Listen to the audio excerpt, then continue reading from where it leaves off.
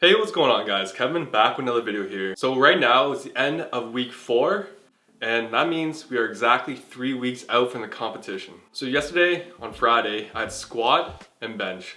I squatted 220 kilos, that is 485 pounds for 4 sets of 2. So going through the warm-ups, weight was getting heavier and heavier. It felt a lot heavier than it really should have. So it just like squat just kind of felt good, but it didn't feel great, if that makes sense. But actually loading up that 220, getting my head in the zone, it moved really well. Like I watched the feedback in these videos and they actually moved pretty well. My knees aren't really caving and it's a pretty good squat. So I actually talked to my coach about this more recently in the squat. Like if you see something where like in competition rather than training, I'm pretty deep in the squat.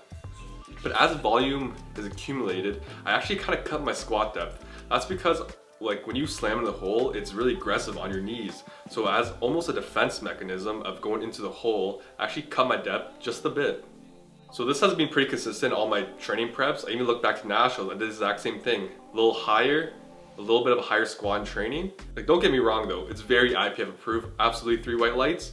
But then in competition, I go super deep and that's like no questions at all. If they could, they'd give me 5 white lights for depth.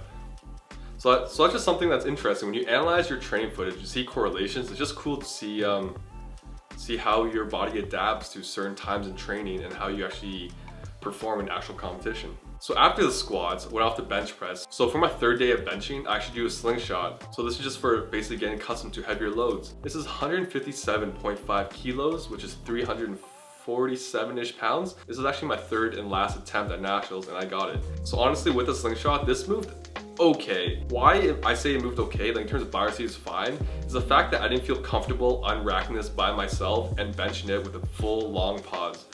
So if you kind of see, it's almost like a slightest pause and I press it. I'd prefer to do a longer pause, but it's just that comfort factor. I'm training alone and yes, I could bail it, but I don't want to be bailing weights. So that's something I'm not happy about in the bench press, but in terms of just movement, it's pretty good, it's pretty solid. Kind of look at the bench press from the back perspective. I do see some imbalances in my bench press. When I'm touching the chest, you can see that my left elbow is actually almost touching the safeties where my right one is not. There's a little bit different angles where the elbow is, a little bit of different angles within my wrist. Like my right one is more straight and my left one is more cocked back.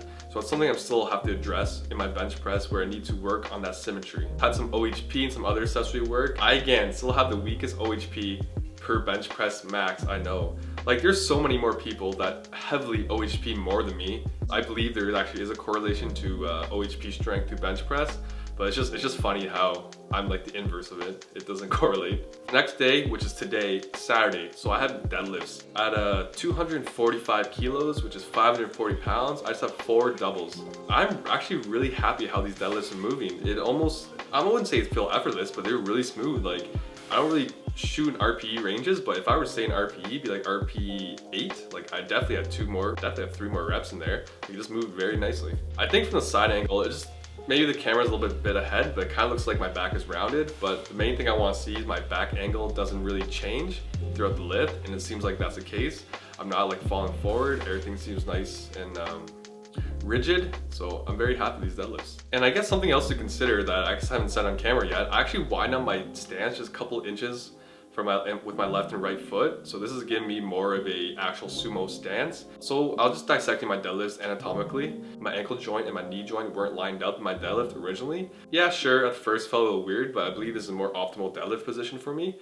Of course, my ankle and my knee are more in line now.